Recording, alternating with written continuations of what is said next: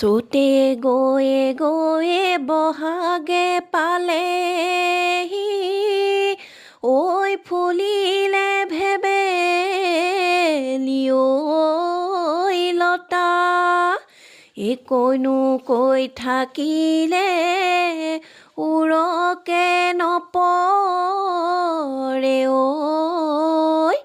ঐ বহাগৰ বিহুৰে কথা। মোৰ চতুৰ্থ মান শ্ৰেণীৰ ছাত্ৰ ছাত্ৰীসকল, তোমালোকৰ আজি অধ্যায় ৩ আৰু ভাষাৰ পাঠ নং ১ বিহুৰে বিৰিণা পাত। এই বিহুসুৰীয়া এটা কবিতা অৰ্থাৎ বিহুগীতৰ এটা কবিতা, আৰু এই বিহুগীতটো কেনেকৈ গাব লাগে আমি আজি শিকিম। লগতে ইয়াৰ প্ৰশ্নোত্তৰবোৰ সমাধান কৰিম আৰু ইয়াৰ সাৰ কথাবোৰ বুজিবলৈ আমি যত্ন কৰিম। যদি ভিডিঅ'টো তোমালোকৰ ভাল লাগে নিশ্চয়কৈ লাইক কৰি দিবা, আৰু যদি চেনেলটোলৈ পোনপ্ৰথমবাৰৰ বাবে আহিছে তেন্তে নিশ্চয়কৈ চেনেলটো লাইক কৰি ছাবস্ক্ৰাইব কৰি দিবা। এতিয়া আহাচোন আমি চাওঁ, ইয়াতে লিখিছে যে বিহুৰে বিৰিণা পাত, এইটো আমাৰ কবিতাটোৰ নাম। তোমালোকে আগৰ শ্ৰেণীত উৎসৱ পৰৱৰ বিষয়ে পঢ়িছা। উৎসৱ মানে উৎসৱৰ বিষয়ে কৈছে, বিহু আমাৰ জাতীয় উৎসৱ। এইবোৰ আমাৰ সংস্কৃতিৰ ভিতৰুৱা সাজপাৰ, গীত মাত, ৰীতি নীতি, পৰম্পৰা আদিয়ে আমাৰ সংস্কৃতিৰ পৰিচয় বহন কৰে। অসমৰ জাতীয় উৎসৱ বিহুৱেও অতীজৰে পৰা এই চানেকি বহন কৰি আহিছে। তলত দিয়া বিহু কেইফাকি গাওঁ আহাচোন। গতিকে মৰমৰ ছাত্ৰ ছাত্ৰীসকল, এই বিহু কেইফাকি মই এগৰাকী বাইদেউৰ দ্বাৰা গোৱাবলৈ যত্ন কৰিছোঁ, যাতে যিহেতু মই ভালকৈ বিহু গাব জনা নাই, তোমালোকে যাতে সেই শিকি পেলাই তোমালোকে ভালকৈ বিহুটো গাব জানা। গতিকে আশা কৰিছোঁ তোমালোকে বিহু কেইফাকি গাই শুনি ভাল পাবা আৰু গাবলৈ যত্ন কৰিবা। লগতে এই কবিতাটো যিহেতু পৰীক্ষাটো আহিব পাৰে, গতিকে পৰীক্ষাটো অহাৰ বাবে তোমালোকে মুখস্থ কৰি পেলাবলৈ যত্ন কৰিবা। গতিকে আহাচোন আমি একে একে কবিতাবোৰ বা বিহু কেইফাকি শুনো আৰু গাবলৈ যত্ন কৰোঁ।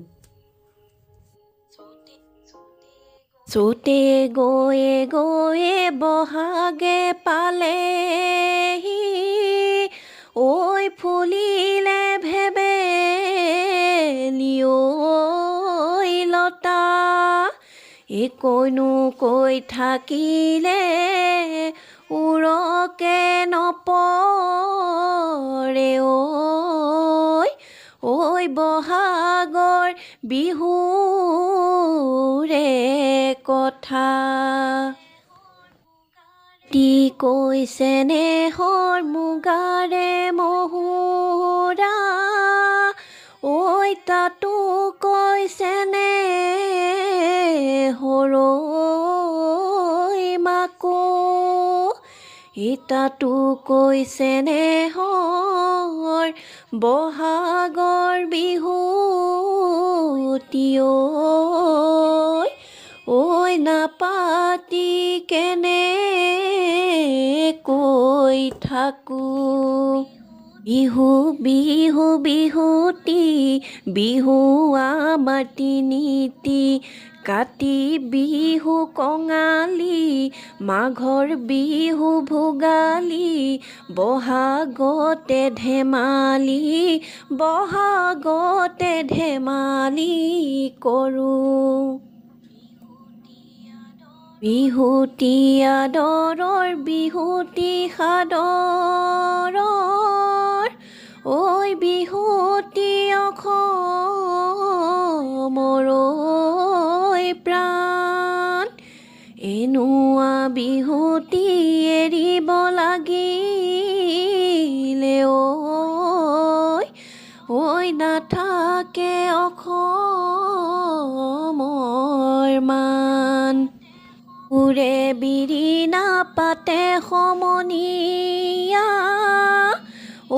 বিহুৰে বিৰিণা পাত বিহু থাকে মানে বিহুকে বিনাবা বিহু গলে বিনাবা কাক। গাই মাজে মাজে লফা ডালি ডালি মাজতে খুতৰা শাক মূৰৰ চুলি ছিঙি আশীৰ্বাদ কৰিছোঁ গৃহস্থ কুশলে থাক। গতিকে মৰমৰ ছাত্ৰ ছাত্ৰীসকল, এয়া আছিল আমাৰ বিহু ফাঁকি আৰু আটাইকেইটা বিহু আমাৰ বাইদেৱে অতি সুন্দৰকৈ গাইছে। আশা কৰিছোঁ তোমালোকৰ বিহু ফাঁকিবোৰ ভাল লাগিছে আৰু তোমালোকে গাবলৈ তেনেকৈ যত্ন কৰিবা। আৰু আমাৰ যিহেতু আমাৰ বাপতি সাহোন এই বিহুটি আমাৰ অসমৰ ঐতিহ্য, আমাৰ অসমৰ সংস্কৃতি, গতিকে আমি বিহু সাজপাৰ লৈ পেলাই এই বিহু বতৰতেই বিহুভাগ গাবলৈ আমি অতিকৈ আনন্দ পাম আৰু আমি সঁচাকৈ বিহুভাগ শুনি তোমালোকৰ চাই খুব ভাল লাগিছে। তো আশা কৰিছোঁ তোমালোকে পৰীক্ষাটো এনেকৈ বিহুভাগ গাই শিকি তোমালোকে লিখিবলৈ যত্ন কৰিবা আৰু ইয়াৰ লগত তোমালোকে প্ৰশ্নোত্তৰবোৰ আমি সমাধান কৰিবলৈ যত্ন কৰিম। গতিকে আমি বিহু 3টা পালোঁ। বিহু আমাৰ 3টি কি বিহু যে কাতি বিহু কঙালী আৰু মাঘৰ বিহু ভোগালী, অৰ্থাৎ মাঘৰ বিহুটোক ভোগালী বুলি কয় আৰু কাতি বিহুটোক কঙালী বুলি কয়। বহাগতে ধেমালি কৰোঁ, অৰ্থাৎ আমাৰ বিহু কেইটা হৈ গ'ল কঙালী বিহু, ভোগালী বিহু আৰু বহাগ বিহু, নহয় জানো?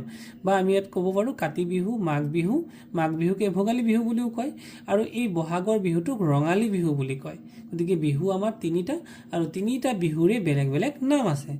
তো ইয়াতে কৈছে বিহুটোৱে আদৰৰ, বিহুটি সাদৰৰ, বিহুটি অসমৰ প্ৰাণ, এনেকুৱা বিহুটি এৰিব লাগিলে নাথাকে অসমৰ মান। গতিকে বিহু হৈছে আমাৰ অসমৰ মান ঐতিহ্যৰ প্ৰতীক। গতিকে বিহু আমাৰ প্ৰতিজন অসমীয়াৰ ছন্দে আমাৰ তেজে বিহুৰ নৃত্য লহৰী বিহু আমাৰ তেজে বিৰিঙি থাকে। গতিকে বিহু নহ'লে আমি অসমীয়াই কোনো চিনাকি দিব নোৱাৰোঁ। এয়া দেখিছা বিহুৰ সাজপাৰ, গতিকে বিহুত এয়া ঢুলীয়াই ঢোল বজাইছে, নহয় জানো? ধুনীয়া সাজপাৰ পিন্ধি পেলাই নাচনীয়ে নাচিছে।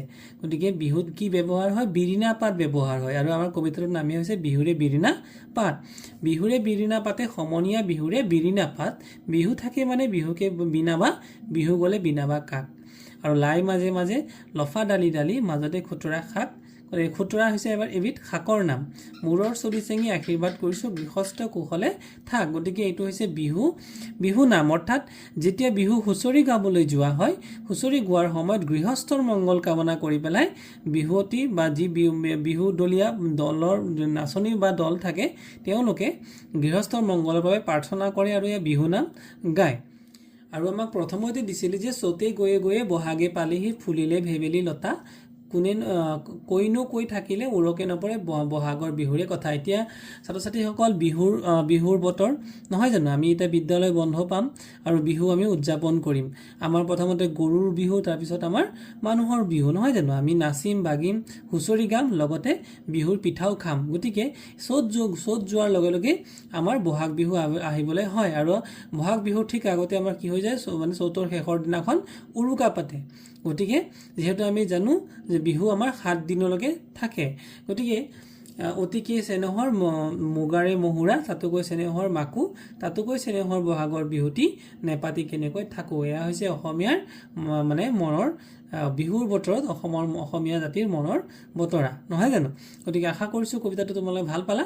এতিয়া আমি প্ৰশ্ন উত্তৰবোৰ সমাধান কৰিম। মৰমৰ ছাত্ৰ ছাত্ৰীসকল, আমি এতিয়া পাঠভিত্তিক প্ৰশ্ন উত্তৰবোৰ কৰোঁ আহাচোন। ইয়াতে প্ৰথমটো প্ৰশ্ন দিছিলে যে ঢোলটোত থকা শব্দবোৰৰ অৰ্থ তলত দিয়া আছে, অৰ্থৰ লগত মিলাই শব্দবোৰ লিখা। ইয়াত এটা ঢোল দিয়া আছে, হয়নে বাৰু? এই ঢোলটোত কেইটামান শব্দ লিখি দিয়া আছে আৰু তলত কিছুমান এটা শব্দত প্ৰকাশ কৰি পেলাই ইয়াৰ পৰা বাছি পেলাই আমি এইবোৰ লিখিব লাগে। গতিকে প্ৰথমটো দিছিলে যে চ'ত বহাগত সৰু সৰু বগা ফুল ফুলা এবিধ লতা। সৰু সৰু বগা ফুল ফুলা এবিধ লতা, কি লতা হ'ব? চ'ত বহাগত ফুলে বুলি কৈছে, এইটো হ'ব ভেবেলী লতা।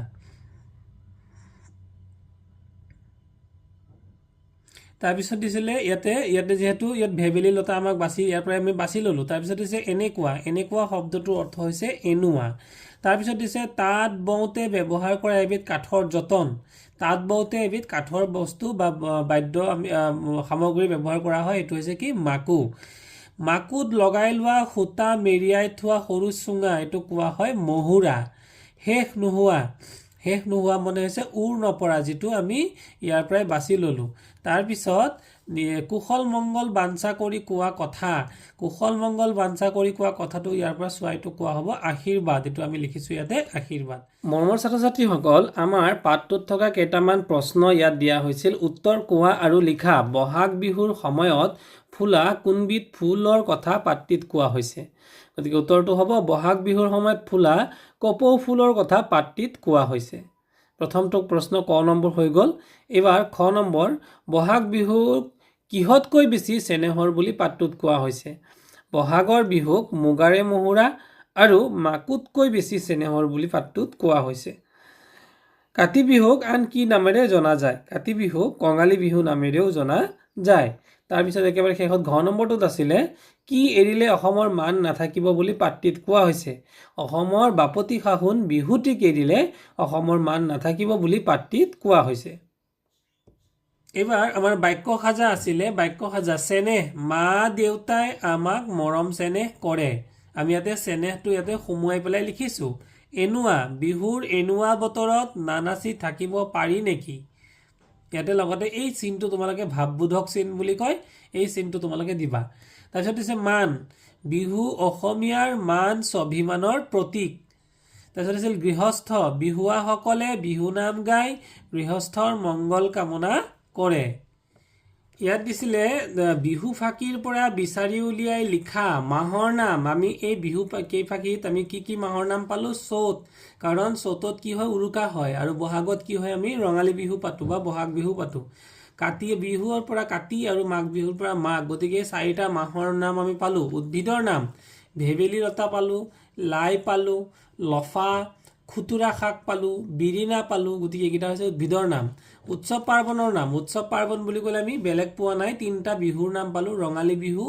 ভোগালী বিহু আৰু কাতি বিহু বা কঙালী বিহু আৰু তাঁতশালত ব্যৱহাৰ হোৱা সঁজুলিৰ নাম তাঁতশালত ব্যৱহাৰ হোৱা সঁজুলিৰ নাম দুবিধ পাইছোঁ এটা হৈছে মহুৰা আৰু হৈছে মাকু ঠাইৰ নাম আমি বেলেগ ঠাইৰ নাম ইয়াত পোৱা নাই কিন্তু আমি অসম যিহেতু আমাৰ ৰাজ্যখনৰ নাম অসম গতিকে অসম আমি পাইছোঁ গুণবুজোৱা শব্দ যেটা আদৰ চেনেহ ইত্যাদিবোৰ তাৰপিছত ইয়াত কেইটামান কথা পঢ়িবলৈ দিছিলে যে বহাগ বিহু ৰঙালী কাতি বিহু কঙালী মাঘৰ বিহু ভোগালী অৰ্থাৎ বহাগ বিহুক ৰঙালী বিহু বুলি কয় কাতি বিহুক কঙালী বিহু বুলি কয় আৰু মাঘৰ বিহুক ভোগালী বিহু বুলি কয় এতিয়া ৰঙালী আৰু ভোগালী শব্দ দুটা কেনেদৰে গঠন হৈছে চাওঁ আহা ৰঙালী শব্দৰ মূল হৈছে ৰং ইয়াৰ ৰং লগত আলি লগ হৈ ৰঙালী হৈছে এতিয়া অৰ্থাৎ ৰং যোগ আলি সমান ৰঙালী ভোগ যোগ আলি সমান ভোগালী আনহাতে কঙালী শব্দৰ মূল হ'ল কঙাল ইয়াৰ লগত দীৰ্ঘই লগ হৈ কঙালী হৈছে অৰ্থাৎ কঙাল যোগ দীৰ্ঘই বা কঙাল যোগ ই কঙালী তলত দিয়া শব্দকেইটা আলি আৰু ই লগাই লিখা জোন যোগ আলি জোনালী ইয়াতে মই নিজে লিখি দিছোঁ ইয়াতে খালী ঠাই আছিল ৰূপ যোগ ইয়াতে কি হ'ব আলি ৰূপালী কপাহ যোগ দীৰ্ঘই কপাহী বিহগ যোগ দীৰ্ঘই ই বিহগী সোণ যোগ আলি সোণালী বহাগ যোগ ই বহাগী তলত দিয়া শব্দকেইটা কেনেদৰে গঠিত হৈছে লিখা মাঘী মাঘ যোগ ই দীপালী দীপ যোগ আলি দীপালী ফাগুনী ফাগুন যোগ ই এইটো দীৰ্ঘই লগ লাগিব বাঁহী বাঁহ যোগ ই দীৰ্ঘই লগ লাগিব মেঘালী মেঘ যোগ আলি ইয়াতে আলি শব্দটো মেঘৰ লগত ইয়াৰ নিচিনাকৈ তোমালোকে লিখিবা ধনী ধন যোগ ই দীৰ্ঘই লগ লাগিব ককালী ককাল যোগ ই ককালী গোলাপী গোলাপ যোগ ই হয়নে বাৰু ইয়াৰ পিছত কাষৰ মেজিটোৰ পৰা উপযুক্ত শব্দ বাছি উলিয়াই খালী বাকচত ভৰোৱা বিহুৰ আগদিনা কি বুলি কয় ইয়াত এটা মেজিৰ চিত্ৰ দিয়া আছে হয়নে বাৰু এই মেজিৰ ভিতৰত কিছুমান শব্দ দিয়া আছে আমি ইয়াৰ পৰা বাছিব লাগে গতিকে বিহুৰ আগদিনা কি বুলি কয় উৰুকা ঢোল বাই যি ঢুলীয়া ৰঙালী বিহুত লোৱা গামোচা কি বুলি কোৱা হয় বিহুৱান ইয়াতে লিখা আছে আমি বিহুৱান ইয়াৰ পৰা বাছি ল'লোঁ বিহু নচা ছোৱালী কি বুলি কোৱা হয় বিহুৱতী কাতি মাহত দীঘল বাঁহত আৰি লগোৱা চাকি কি বুলি কোৱা হয় আকাশবন্তি মাঘৰ বিহুত জ্বলাবলৈ সজা কাঠ বা নৰম দম এইটো কোৱা হয় মেজি নৰাৰ দম কোৱা হয় মেজি এতিয়া ইয়াতে জ্ঞান সম্প্ৰসাৰণত দিছিলে যে জানো আহা বিহু অসমৰ জাতীয় উৎসৱ বিহুক বিভিন্ন জনগোষ্ঠীয়ে ভিন ভিন ৰূপত পালন কৰে সকলো জাতি জনগোষ্ঠীৰে নিজা নৃত্য গীত সাজ পোছাক ৰীতি নীতি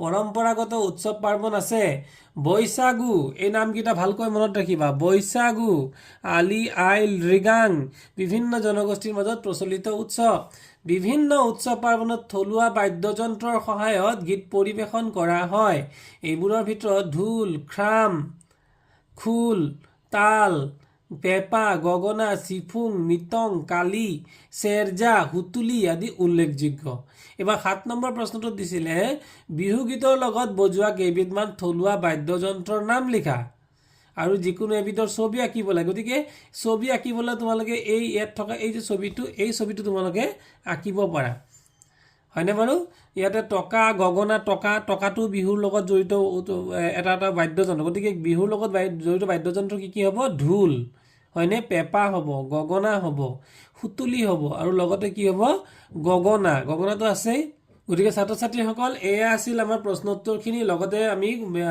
বিহু গাবলৈ শিকিছোঁ গতিকে যদি তোমালোকৰ ভিডিঅ'টো ভাল লাগিল ভিডিঅ'টো লাইক কৰি দিবা আৰু এনে ধৰণৰ ভিডিঅ'বোৰ পাই থাকিবলৈ চেনেলটো ছাবস্ক্ৰাইব কৰি দিবা আৰু লগতে তোমালোকে কমেণ্ট বক্সত কমেণ্ট কৰিবলৈ নাপাহৰিবা গতিকে আজিলৈ ৰাখিছোঁ থেংক ইউ